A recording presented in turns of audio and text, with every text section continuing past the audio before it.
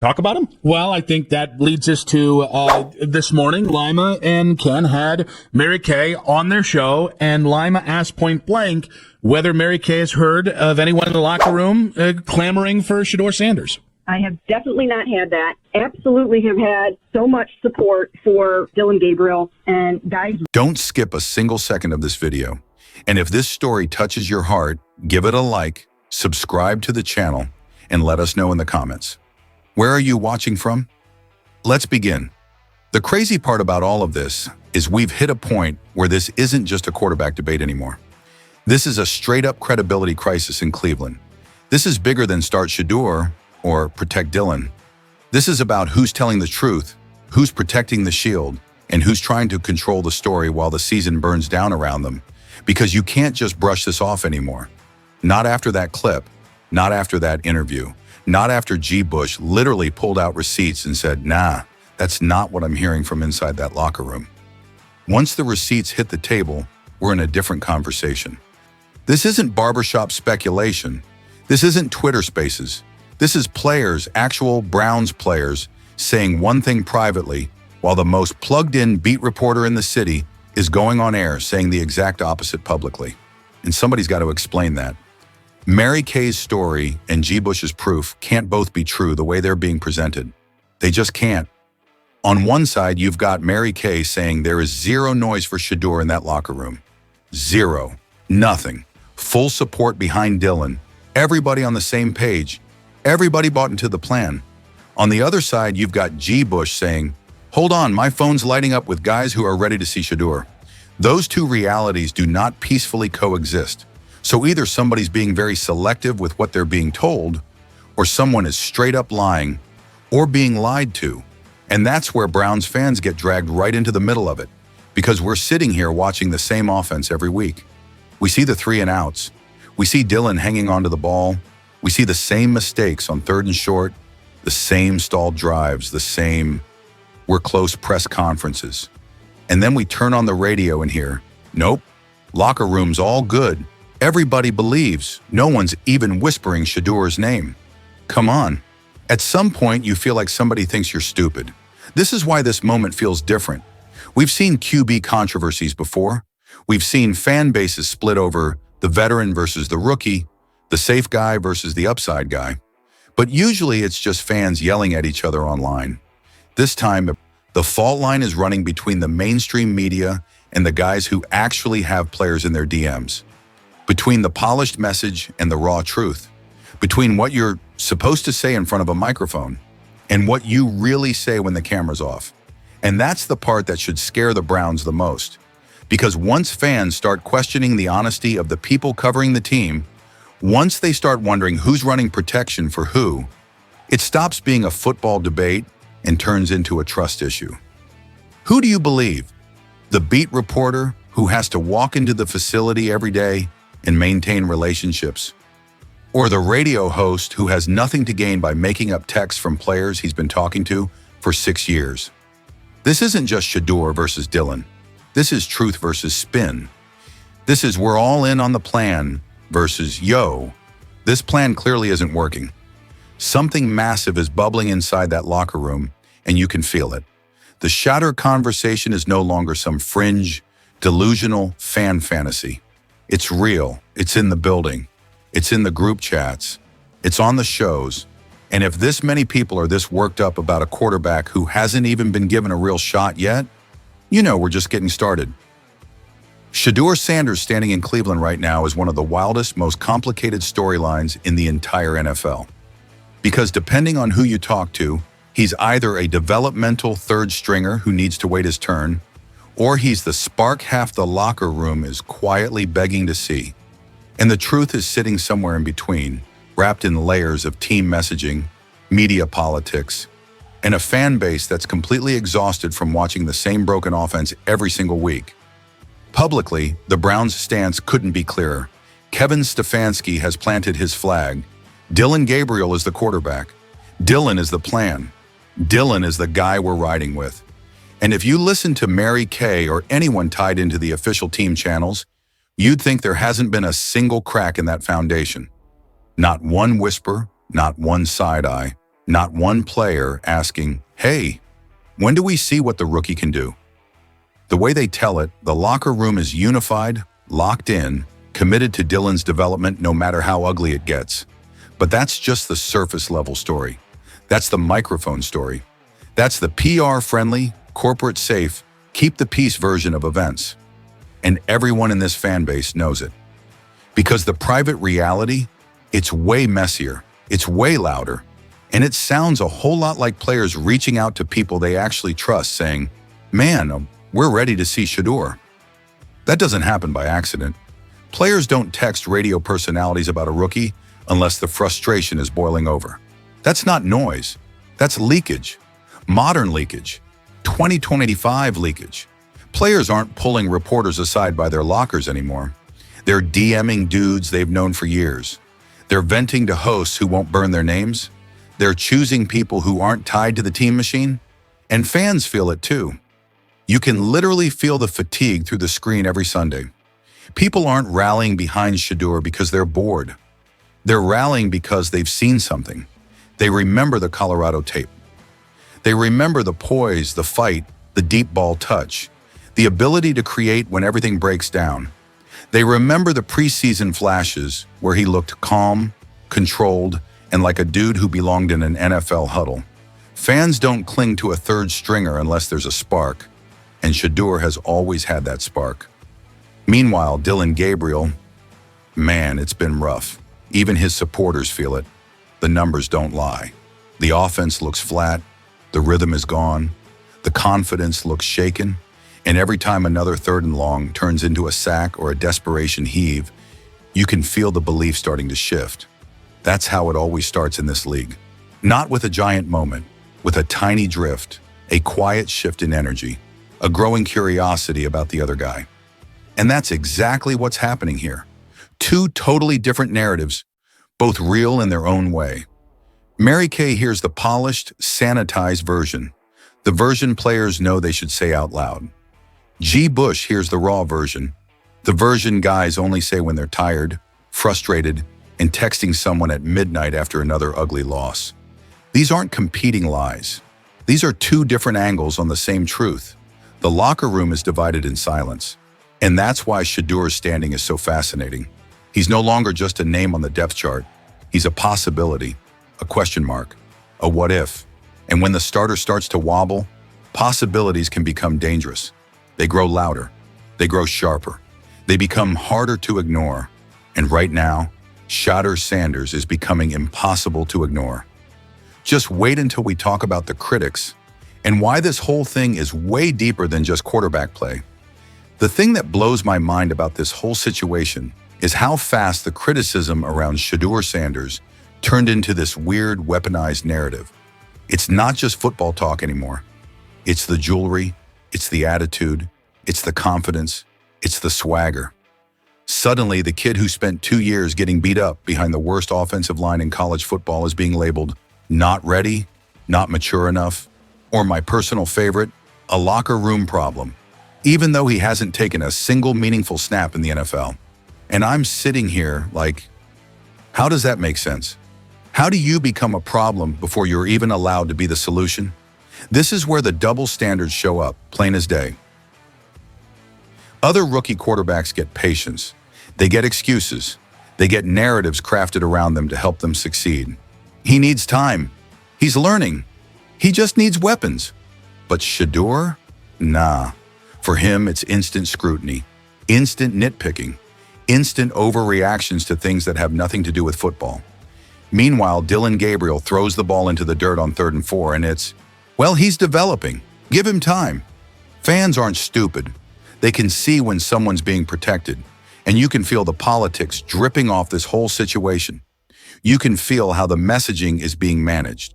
The Browns have their guy, they've made their plan, and they're going to ride with Dillon until the wheels fall off. And trust me, they are wobbling. So what happens next? The media that's closest to the team starts reinforcing the narrative. They start talking up the plan. They start repeating the team message like it's gospel. And what gets lost in the middle? The truth. Because in a tightly controlled organization like the Browns, players aren't going to publicly call for a quarterback change. They're not going to walk up to Mary Kay and say, "Yeah, we're tired of this. Put Shedeur in." That's a good way to get benched or worse.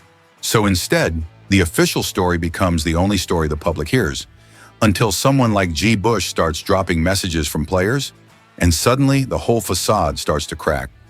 That's why you're seeing this strange split in the media right now. The team-friendly sources say everything is fine, everything is stable, everyone believes in Dylan. Meanwhile, the guys who don't depend on the Browns for access are hearing, "Hey man, we want to see something different." That's not coincidence. That's politics. And let's talk about Mary Kay for a second, because she's a perfect example of how narratives get built and then repeated until fans start questioning their own eyes. All offseason, she was pushing this idea that Shedeur wasn't ready, wasn't wanted, wasn't respected in the building. Even after G. Bush showed receipts, she doubled down. That's not analysis. That's campaign messaging. That's an insider trying to protect someone. And look, I'm not saying she's lying. I'm saying she's hearing exactly what players know they're supposed to say. That's the key here. Players have learned how to play the game. They know how to avoid controversy. They know how to keep the peace in a losing locker room. You never ever go public with a quarterback preference unless you want drama. So they keep it clean in front of the cameras. And then they send their real thoughts to people they trust privately.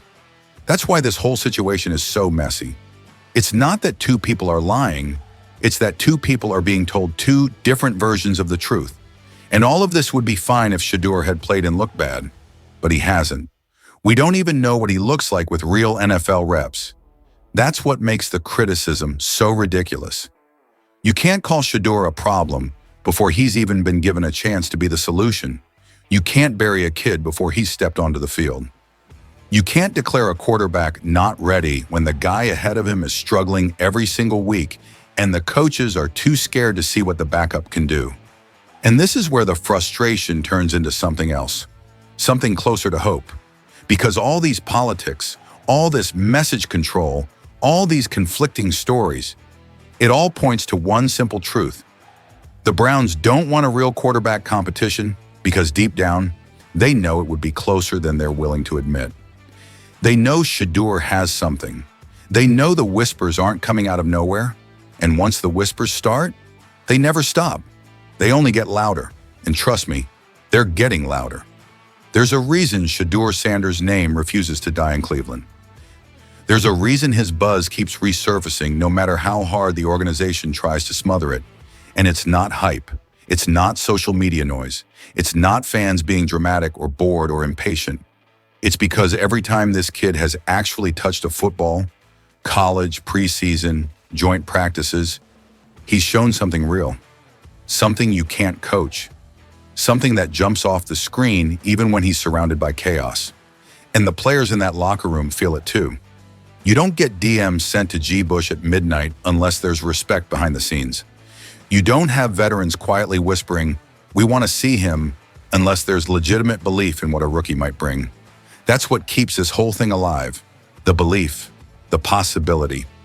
The idea that Shedeur isn't just another name on the depth chart. He might be the jolt this franchise has been starving for. Think about how rare that is in today's NFL. Most rookies enter the locker room and they're humble, quiet, blending into the background. But Shedeur walked into Cleveland with poise, with command, with the same calmness he showed while getting sacked 55 times at Colorado, but never blinking. That matters to players. They see how a quarterback responds to pressure more than we do.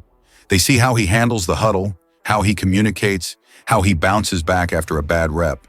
And Shedeur, he's always had that steady heartbeat thing great quarterbacks are built with. And don't forget the preseason. Those quick outs, those timing throws, those layered balls over the linebackers. They weren't just flashes. They were windows into something bigger. You could feel it through the TV. The fan base felt it instantly. And if fans felt it, imagine the guys catching those passes every day in camp. You don't keep talking about a rookie unless he's shown you something that stuck with you. Football players don't waste energy on quarterbacks who don't have it. If they're asking about Shedeur, even privately, that means something. It means potential. It means upside. It means they see a version of this offense that actually moves. And this is the part people outside Cleveland don't understand. Shedeur has big game energy, always has. The lights don't shake him. The moment doesn't swallow him. Even at Colorado, with a terrible line, hostile crowds, and no run game, he still delivered clutch moment after clutch moment. He has that give me the ball DNA. And if you think players don't recognize that instinct on sight, you're kidding yourself. Some guys are built for quiet Sundays. Some guys are built for chaos. Shedeur is the latter. And that's why this locker room buzz refuses to fade. All of this is leading to one moment, the breakthrough, the opportunity, that first real snap with the lights on and the fans holding their breath. That's what everyone is waiting for. Because no matter how many excuses people make, no matter how many narratives get pushed, no matter how hard the Browns try to stay committed to the plan, there will come a moment where someone has to ask, what if the kid really is the answer? And when Shedeur finally steps on that field, not for a preseason series, not for garbage time, but for real, that's when everything changes. Every great QB begins with one moment, one spark, one drive that turns belief into reality. And Cleveland feels like a city waiting for that moment, waiting for that spark, waiting for that quarterback who can step in and change the entire temperature of the building. And that's why the buzz won't die. Because deep down, everyone knows that moment is coming. Say the word and I'll take you straight into the final chapter. The prediction. Cleveland is standing on the edge of something. You can feel it. You can literally feel it in the stadium, in the comment sections, in the way fans talk after every game. It's that strange mix of frustration and electricity. That moment right before a storm hits, when the air gets heavy and the whole city is waiting for something to break. And that something is Shedeur Sanders finally stepping onto an NFL field when it actually counts. Because here's the truth. You can't hide talent forever. You can delay it. You can bury it on a depth chart. You can protect it behind press conferences and canned quotes, and we believe in the plan sound bites. But eventually the truth pushes through the noise. Eventually the film doesn't lie. Eventually the locker room whispers get louder than the official statements. And eventually a team, especially one stuck in the mud the way Cleveland is, hits a point where they can't keep avoiding the obvious anymore. This fan base isn't stupid. This city knows quarterback play. They've lived through every disaster you can name. They can smell when something isn't working. And right now, it's not working. The offense isn't moving. The spark isn't there. Dillon Gabriel looks like a rookie trying to survive, not a quarterback trying to take over games. And when you're stuck in that kind of season, when you're 2-8, when every Sunday feels like the same script, a city desperate for hope will always rally around the next leader. That's why Shedeur's name keeps coming back. It's not hype. It's not impatience. It's not delusion. It's survival. Fans need something to believe in. Players need something to fight for. Coaches need something to shake the building awake. You don't keep hearing the same rookie's name week after week unless there's real pressure behind it. Unless there are people, important people, who think he might be the key to flipping the script. And here's my bold prediction, the one the fan base already feels in their bones. Shedeur will play this year, not next season, not when he's ready, not down the line, this year. Whether it's because Dillon struggles again, whether it's because the locker room starts pushing, whether it's because Stefanski finally realizes he needs a spark in a lost season, there is going to be a moment where this coaching staff has no choice but to put number 14 on the field and see what he's got. And when that moment happens, when Shedeur steps into the huddle for the first time with the city watching, everything changes. The energy changes. The expectations change. The whole temperature of the franchise changes. Because once you see him with real reps, once you see the timing, the touch, the playmaking, there's no going back. There never is. And that's why this moment feels so close. The fan base is ready. The locker room is buzzing. The whispers are turning into conversations. The conversations are turning into pressure. And the pressure is turning into inevitability. The moment is coming. The debut is coming.